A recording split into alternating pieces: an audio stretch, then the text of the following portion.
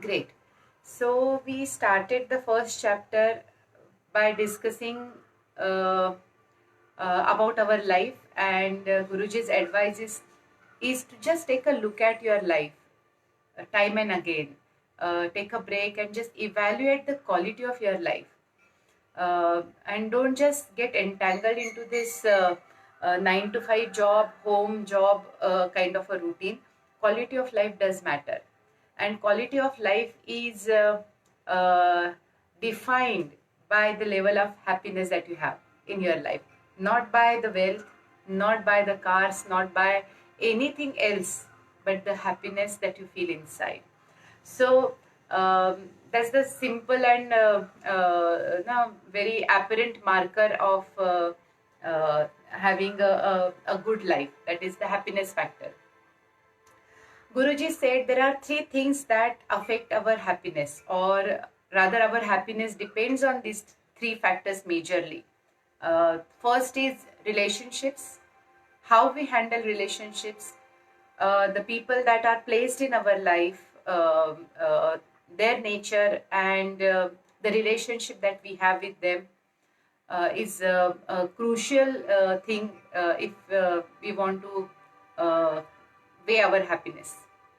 Second important thing about our happiness is the situations that we face in our life.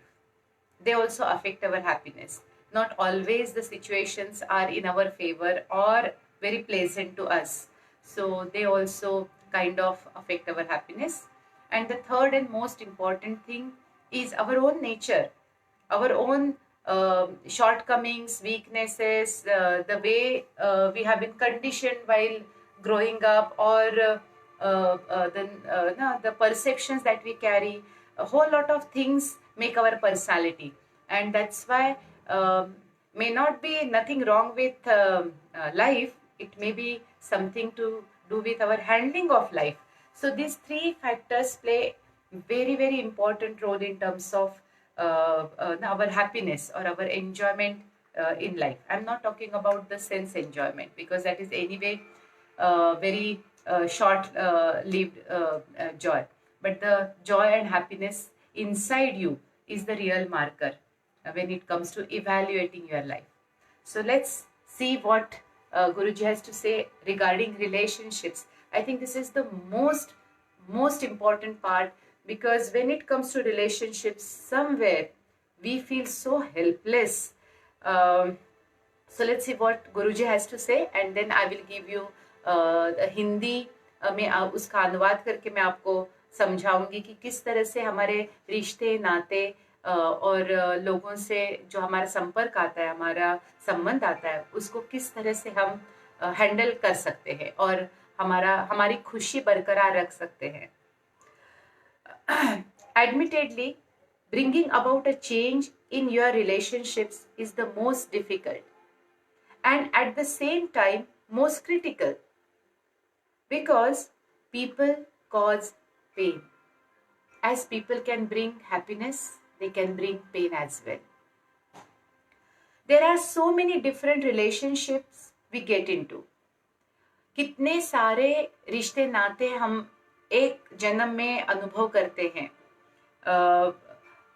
कितने सारे रिश्ते नाते ना गुरुजी ने समझाया कि कुछ नाते ऐसे होते हैं जो जन्म से बनते हैं, जैसे हमारे माँ बाप है, बाकी के रिश्तेदार है, हमने जन्म लिया है, इसके कारण हमारा उनका जन्म का रिश्ता है. कुछ नाते होते हैं वो लीगल या कानूनी होते हैं, जैसे शादी के बाद वो भी कानूनी कॉन्ट्रैक्ट है, या फिर बिजनेस कॉन्ट्रैक्ट से, या फिर आपके एम्प्लॉय कॉन्ट्रैक्ट से. They are all legal contracts. एक और रिश्ते हम बनाते हैं वो है बाय चॉइस. जैसे हमारे फ्रेंड्स जो है, हमारे दोस्त जो है, वो होता है चॉइस का रिश्ता होता है, कोई थोप नहीं सकता. वो हम खुद निर्णय लेते हैं कि इन लोगों से मुझे रिश्ता बनाना है. इसके बाद होते हैं सम कॉन्ट्रैक्ट के तौर पर होते हैं. कभी कभी हम जल्दबाजी में न रिश्ते बना लेते हैं, ज्यादा सोचते समझते नहीं है, या फिर कभी कभी कहते हैं ना, बस सर्कमस्टेंसेस ऐसे बन जाते कि हम उन लोगों के साथ जुड़ जाते हैं, चाहे या अनचाहे. सो अलग अलग तरह से लोग हमारे लाइफ में आते हैं. और कुछ चले भी जाते हैं, नए भी आते हैं, और ये लगातार चलता रहता है। इसलिए रिलेशनशिप्स को हैंडल करना सीखना, आई थिंक जीवन की सबसे बड़ी उपलब्धि होगी अगर हम रिश्ते नाते हैंडल करना सीख गए तो। What is important, but regardless of how and why we get into these relationships, what is important now is getting out of one or radically changing the ones that make our life miserable.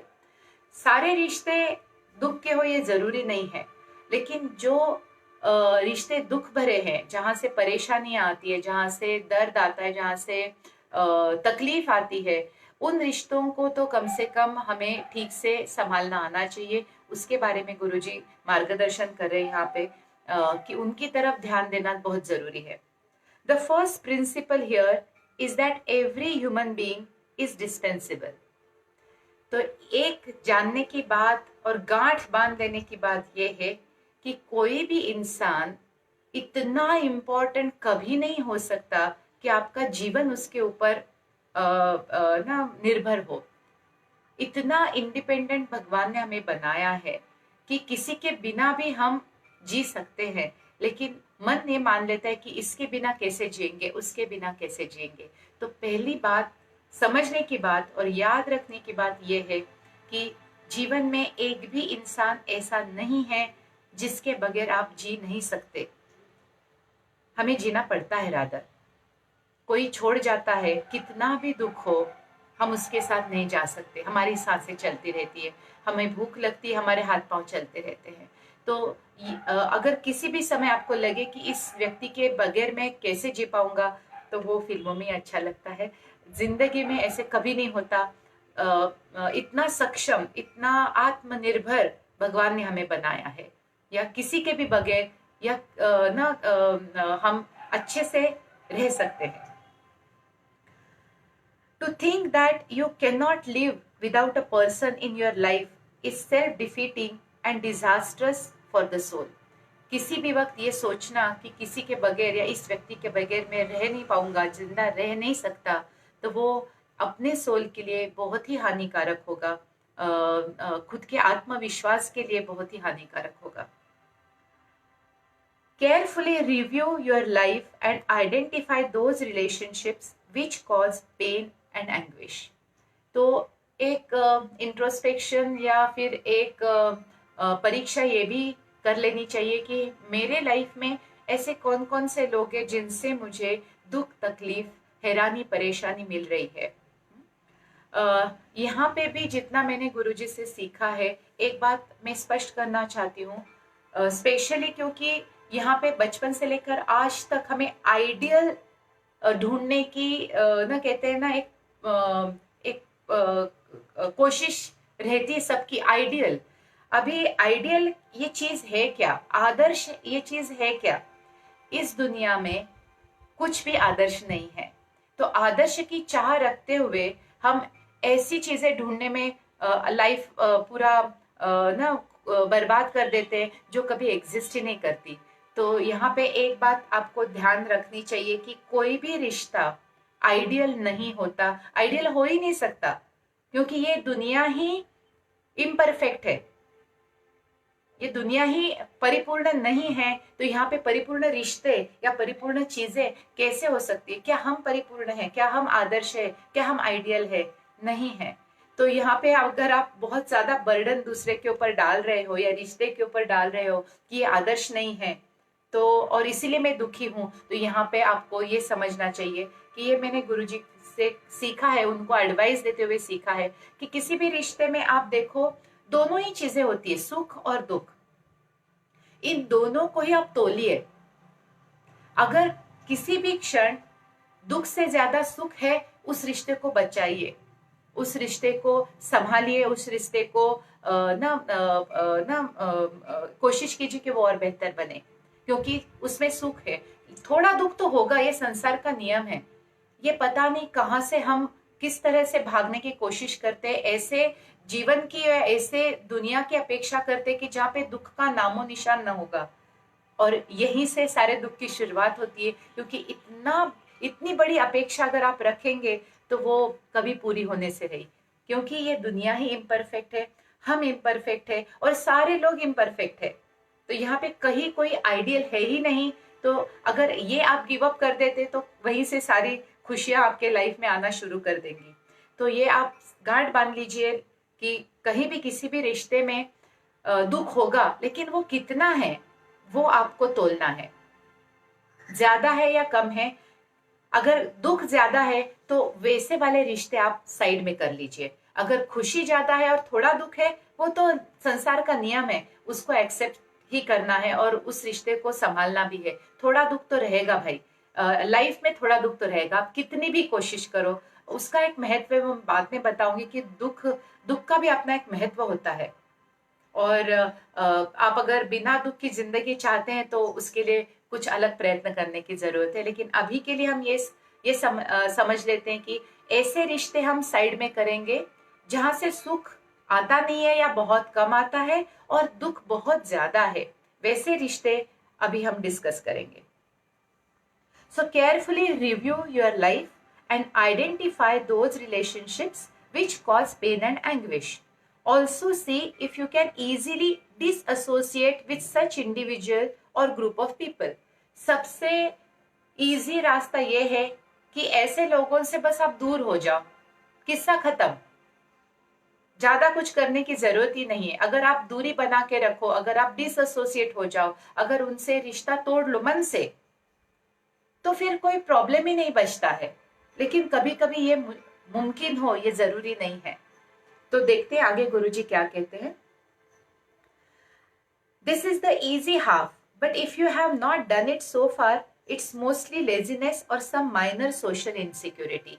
कभी कभी ये choice होता है हमें कि उस व्यक्ति से हम दूर हो सकते हैं, इजीली हो सकते हैं, लेकिन दुनिया क्या कहेगी, लोग क्या कहेंगे, ये क्या सोचेगा, वो क्या सोचेगा, इस धारणा के तहत हम लोग कभी कभी ऐसे भी रिश्ते पाल के रखते हैं जिनकी एक्चुअली कोई जरूरत नहीं रहती, उनके कोई वैल्यू भी नहीं है, बस न्यूसेंस वैल्यू है, कोई पॉजिटिव नहीं आ रहा है, सिर्फ नेगेटिव ही है। लेकिन हम ये हिम्मत नहीं जुटा पाते हैं कि उस रिश्ते से हम पूरी तरह से अलग हो जाए या दूरी बना के रखें। लेजीनेस है या फिर आलस है कि जाने दो, कौन करेगा अब ये झंझट, ना पता नहीं क्या कॉम्प्लिकेशंस होंगे या पता नहीं क्या रिएक्शंस आएंगे, इसके लिए भी हम चुप रह जाते हैं या फिर सहन करते रहते हैं। सो यहाँ पे आपको ये करना है, just go ahead and get it done with it. एक बार ये कोशिश तो करो कि आप थोड़ा डिस्टेंस बना के रखो, या फिर ना मन बना के, हिम्मत बना के उस व्यक्ति से वो रिश्ता हमेशा के लिए तोड़ देने की कोशिश करो। Don't let small fears come in the way. ये छोटी छोटी जो चीजें हैं जो हमें डर बैठाती है, अगर आप उनसे दूर रहो तो ही अच्छा है, क्योंकि ये डर ही है जो हमें सही करने से रोकता है। यहाँ पे एक बात मैंने गुरुजी से हमेशा सुनी है कि किसी ने पूछा था कि गुरुजी हमेशा हमें संभ्रम रहता है कि हम क्या करें, और होता है करे नहीं है, हमेशा सही करो। छोटे छोटे इनसिक्योरिटीज को लेके अगर आप खुद सफर कर रहे हो तो वो अच्छी बात नहीं है। Now let us see those relationships which are sealed by birth, legal fiction, contract और कंपल्शन।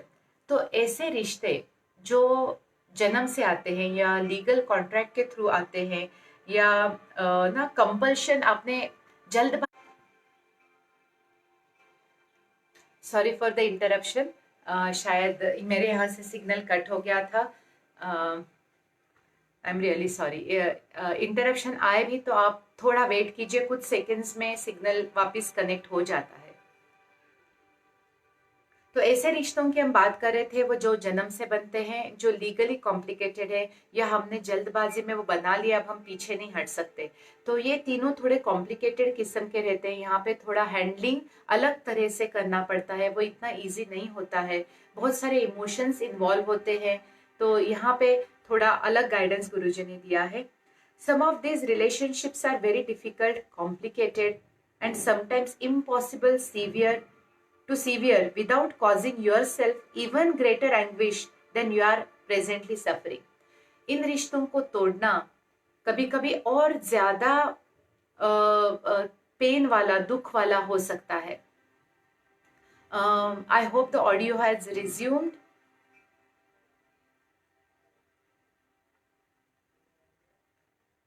ऐसे लगता है कि अभी की जो तकलीफ है वही ठीक है, क्योंकि अगर तोड़ने जाओ तो इससे ज्यादा और भयानक तकलीफ हो सकती है. इसके कारण हम चुप रहते हैं और सहन करते रहते हैं. We often term them karmic and hence play an important role in our lives, albeit an unpalatable one. ऐसे जो रिश्ते होते हैं जहां से बहुत ज्यादा दुख आता है, वो इतने करीबी है कि यहाँ से हम छूट के नहीं जा सकते. ऐसे रिश्तों को हम कार्मिक या कर्म से बंधे हुए रिश्ते बोलते हैं. और बहुत बार ये अनचाही ही होते हैं. यहाँ पे बहुत दर्द और तकलीफ ही हमें नसीब होती है. Here I suggest you follow the following rule. If you can't beat them, join them. यहाँ पे गुरुजी बोलते अगर आप उनसे फाइट नहीं कर सकते, उनको परास्त नहीं कर सकते, तो उनके साथ निभाने की कोशिश कीजिए. जितनी शांति से, जितने ना अंडरस्टैंडिंग से आप ये कर सकते हो, आप करने की कोशिश करो. The most powerful way of neutralizing a painful relationship without violent confrontation is intense and sustained soul communication. अब जब कोई रिश्ता कार्मिक होता है, उसके पीछे बहुत बड़ी योजना होती है. वैसे तो सारे ही रिश्ते, जिन लोगों से भी हम मिलते हैं, चाहे वो एक क्षण के लिए हो, चाहे पूरे जीवन भर के लिए हो, वो सारे रिश्ते कर्मों से ही बंधे होते हैं. ये कर्मों का ही तो लोक है, भूलोक, जिसे हम कर्मों का ही लोक बोलते हैं. This is the planet of karma where we come and settle our karmic scores. तो ऐसे भी लोग हमारे आएंगे, उनका कोई ना कोई कर्म से ही बंधा हुआ हमारा रिश्ता होगा. इसीलिए इनको ऋणानुबंध बोलते हैं. जिनमें ऋण है, जिनमें कोई कर्म का बोझ है या कर्म का कर्जा है, जो वो चुकाने के लिए आते हैं. यहाँ पे जो हमें अच्छा देने की कोशिश करते हैं, जहाँ पे हम प्यार, ना राहत, हेल्प, ना कंपैशन या सारे अच्छी चीजें एंजॉय करते हैं, वो हमारे अच्छे कर्मों से जुड़े हुए हैं. जो हमें दुख, तकलीफ, परेशानियां देते हैं, वो हमारे बुरे कर्मों से जुड़े हुए हैं. लेकिन यहाँ पे हर रिश्ता, चाहे वो छोटा हो, बड़ा हो, लंबा हो, करीबी हो या दूर का हो, वो कर्म के आधार पर ही बना हुआ है. यहाँ कोई दूसरा रिश्ता नहीं करता. सिर्फ और सिर्फ गुरु से जो रिश्ता होता है, वो कर्मों से परे होता है. वो हमारे गति के ऊपर डिपेंड करता है, कर्मों से नहीं. तो बाकी के सारे रिश्ते हमारे कर्मों से ही होते हैं, चाहे वो अच्छे हो या बुरे. रिश्ते हम एंजॉय करते हैं. ध्यान, क्योंकि सहन करना ये चॉइस है, ये हमने लिया हुआ निर्णय है. आपने अगर उपाय किए, आपने अगर कुछ इंस्ट्रक्शंस फॉलो किए, तो आप इस दुख को कम कर सकते हैं, उसका इम्पैक्ट कम कर सकते हैं. कभी कभी तो इस दुख से पूरी तरह से बाहर भी आ सकते हैं. तो यही एक पावरफुल गुरुजी ने उपाय बताया है, आध्यात्मिक उपाय बताया है, कि आत्मा से आत्मा का जो संवाद हम कर सकते हैं, ये फैसिलिटी भगवान ने दी है. ये एक फैसिलिटी ऐसे दी है कि आप किसी भी आत्मा से आप संपर्क करके उसको आपकी मन की बात बता सकते हैं. तो यही जो एक फैसिलिटी है, यही जो एक सुविधा हमें परमेश्वर ने दी है, उसका सही प्रयोग आप ऐसे रिश्तों को ठीक करने में कर सकते हैं. जिस भी व्यक्ति से आपको इतनी परेशानी, इतनी तकलीफ आ रही है, उसके आत्मा से आपको संवाद करना है, उसके पर्सनालिटी से नहीं, उसके अंदर छुपे हुए एक्टर से, उसके अंदर छुपे हुए उस जीव से बात करनी है जिसने ये रोल ले रखा है आपके लाइफ में. यही तो एक फनी थिंग है, क्योंकि एक जो आपके लाइफ में विलन है, वो किसी के लाइफ में हीरो भी होता है. कोई भी पोटेंशियली विलन या पोटेंशियली खराब इंसान नहीं होता है. हमारा कर्म का रिश्ता है, इसीलिए हमसे वो उसका व्यवहार उसी तरह का हो जाता है. तो इसीलिए गुरुजी ने ये उपाय बताया है कि भले ही हमारे बुरे कर्म का ये सिला है या बुरे कर्म का ये नतीजा है, लेकिन सहन करने से अच्छा है कि आप कोई उपाय करो और आपका दुख कम करने की कोशिश करो. So very powerful way to neutralize a painful relationship without any violent और इंटेंस कन्फ्रंटेशन आप कर सकते हैं. इसमें क्या करना है, आप एकांत में बैठिए, आंखें बंद कर लीजिए, मन से दिल से उस व्यक्ति को पुकारिए,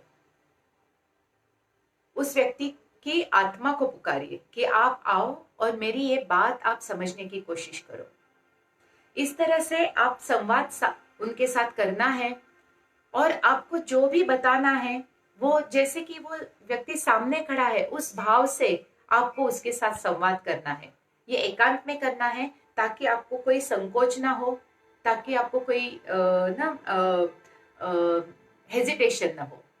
तो इसलिए एकांत में बैठ के ये आपको सोल टू सोल कम्युनिकेशन करना है, आत्मा से आत्मा का संवाद स्थापित करना है.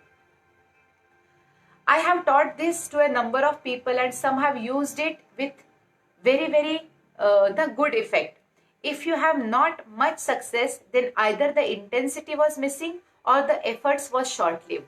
यहाँ पे चीजें ओवरनाइट नहीं बदलती, स्पेशली जो कर्मा से बंधी हुई है वहां पे हमें जल्दबाजी से रहती है कि हम इस दुख से बाहर जल्दी आ जाए, हमें बहुत जल्दी मची रहती है कि दुख जल्दी से कट जाए, लेकिन इतनी जल्दी कार्मिक प्लेन्स पे बदलाव नहीं आता है. तो आपको आपकी कोशिश लगातार करनी है, हर दिन करनी है, दिन में कई बार करनी है, जब तक कि दिल से आह नहीं निकलती, जब तक कि दिल से कनेक्शन नहीं बन जाता उस व्यक्ति से, तब तक ये कोशिश करनी है.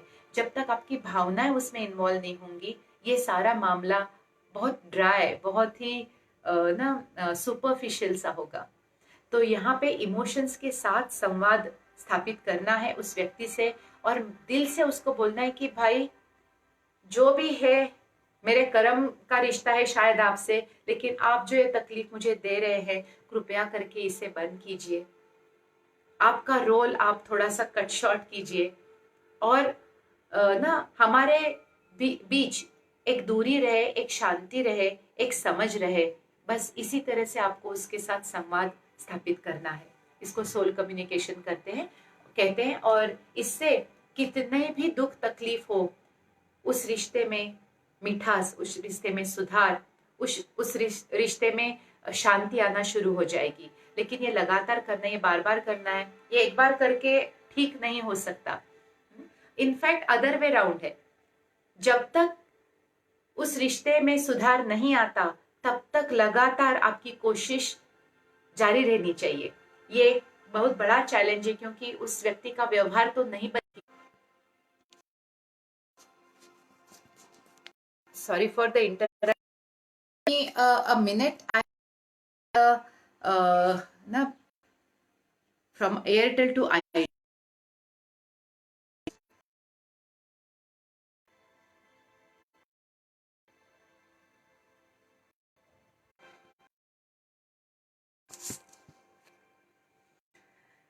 I'm really sorry. I don't know. Today it seems that work is playing a little naughty. I'll hope to continue. I hope you are listening. I'm audible and the broadcast is resumed. So communication requires special time. Working on similar principles as your cell phone. Your thoughts, appeals or pleas directed quietly but with very high mental intensity reaches the targeted individual.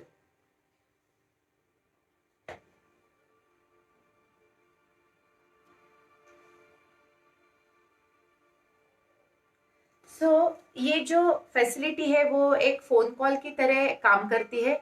जैसे आप किसी भी number को dial कर देते हैं, भले ही आप जानते हो नहीं जानते हो, वो कनेक्ट हो जाता है. उसी तरह से अगर दिल से आप किसी आत्मा से संवाद करना चाहते हैं तो वो पॉसिबल है.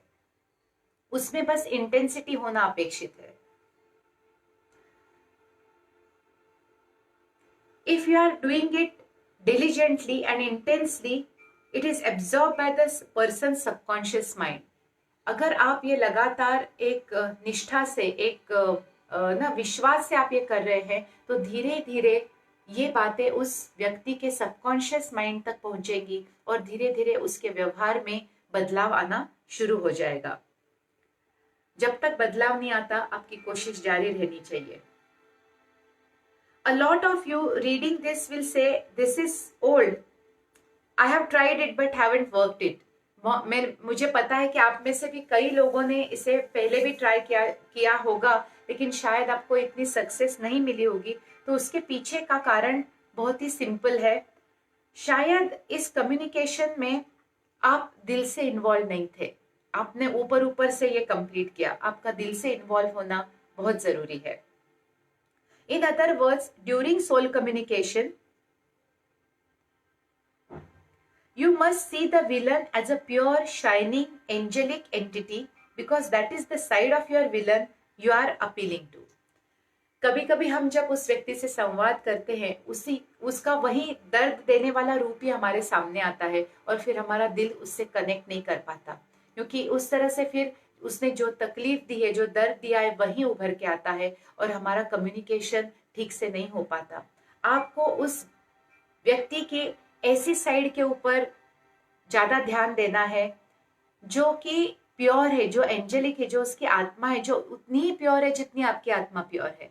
उसने बस ये रोल लिया है ताकि आपके लाइफ में कुछ लेसन्स फैसिलिटेट हो सके, कुछ सीख आपको मिल जाए, बस इसके लिए उसने ये रोल लिया हुआ है। कोई भी इंसान अंदर से दुष्ट नहीं होता है, उसने ये रोल बस लिया हुआ है। तो जब भी आप संपर्क स्थापित करना चाहे, आपके मन में उसके प्रति कोई भी नेगेटिव इमोशन नहीं होना चाहिए। उसके भले ही पॉजिटिव ना हो, भले ही प्यार ना हो, न्यूट्रल भाव से तो कम से कम आप संपर्क करना शुरू कर सकते हैं। और ये संपर्क तब तक करना है जब तक आपके दिल में जो भाव है वो बदल के पॉजिटिव नहीं हो जाता। If you communicate with all that anger, fear, sorrow, hate or malice, you are doomed to fail. अगर आप ऐसे इमोशंस के साथ उसके साथ संपर्क कर रहे हैं तो आपका कम्युनिकेशन फेल होना ही होना है।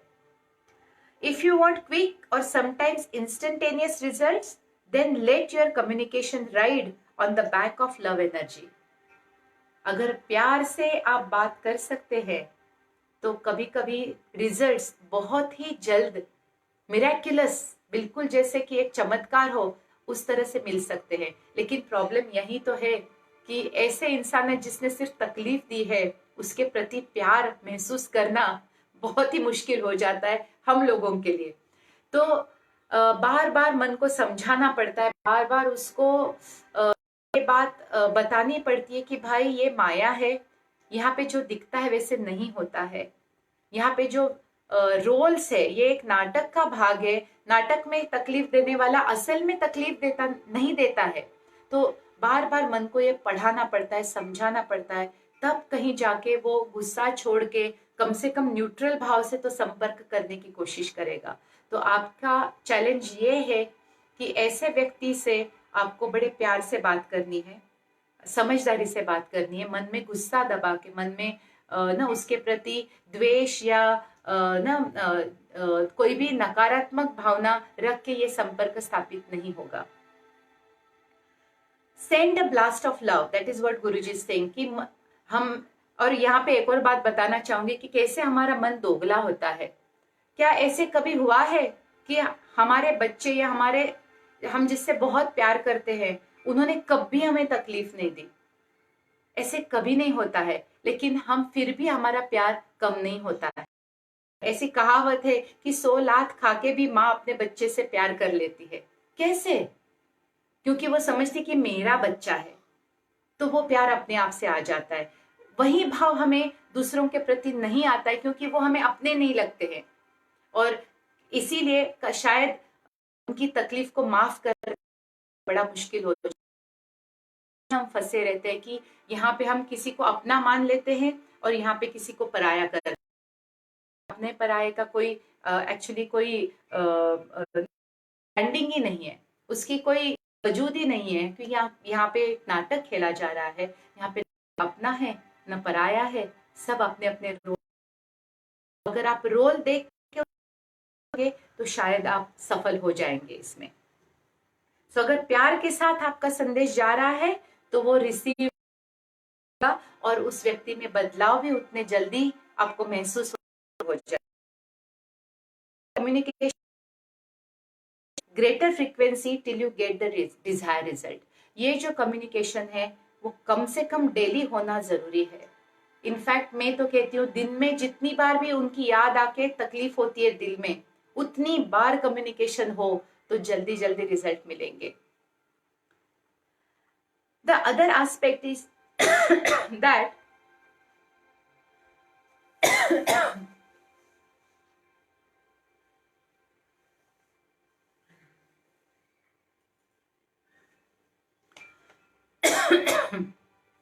sorry, the other aspect is that if you want to bring about permanent solution to your problem, then the communication must feature giving and asking forgiveness। सिर्फ बातचीत से काम नहीं होगी, माफी देनी और मांगनी पड़ेगी, और that also with unconditional love. वो माफी भी बिना किसी शर्त के, बिना किसी टर्म्स एंड कंडीशंस के हो, तभी वो माफी पूरी तरह से वो कार्मिक जो इक्वेशन है उसको तोड़ देने की ताकत रखती है। Forgiveness remains the sharpest tool to hack down karmic suffering। ये सबसे ज्यादा प्रभावशाली अस्त्र है किसी भी कार्मिक सफरिंग को खत्म करने के लिए। क्षमा प्रार्थना करना, दिल से करना, ये जान के करना कि शायद मैंने पिछले जन्म में कुछ किया है जिसकी वजह से आज मुझे ये सहन करना पड़ रहा है। ये व्यक्ति सिर्फ निमित्त है मुझे सिखाने के लिए, ये उसने जन्म नहीं लिया मुझे तकलीफ देने के लिए। उसको कोई शौक नहीं है कि सिर्फ इसी खातिर जन्म ले और ना पूरी जिंदगी मुझे परेशान करने में गुजार दे। तो ये यहाँ पे हमें हमारी सोच बदलनी है, हमारा जो नजरिया है वो बदलना है। So forgiveness remains the sharpest and most effective tool, but being wholly depend on the intensity, it is and require a period of time to show good results. यहाँ पे भी लगातार कोशिश बरकरार होनी चाहिए, तभी रिजल्ट मिल सकता है। In short, secretly and lovingly keep up intense communication with your soul, because in reality there are no villains, all great actors playing our role as agreed, and all you are doing now is asking for a role reversal। तो यहाँ पे गुरुजी हमें बता रहे, हमें समझा रहे कि ये जो सारे हम रिश्ते देखते हैं, अच्छा कोई बुरा, ये सब एक बड़े नाटक का भाग है। आप इसको अगर समझ लेंगे तो सब गड़बड़ हो जाएगा। क्या आपने कभी ये देखा है कि मूवी में जो एक्टर अपनी माँ से इतना प्यार करता है, वो मूवी खत्म होने के बाद उसको घर ले जाता है क्योंकि उसको लगता है कि अभी यही माँ है? नहीं होता है ना। तो उसी तरह से हमारे एक जीवन में ये एक्टर्स जमा हुए हैं, सिर्फ एक जीवन के लिए, हमेशा का कॉन्ट्रैक्ट भी नहीं रहता है। तो उसके लिए इतने ये द्वेष या फिर गुस्सा या फिर डर बिठा के रखना उन लोगों के लिए, ये कहाँ बात है। और ये आपके हाथ कि आप इन रिश्तों को किस तरह से हैंडल करते हैं। और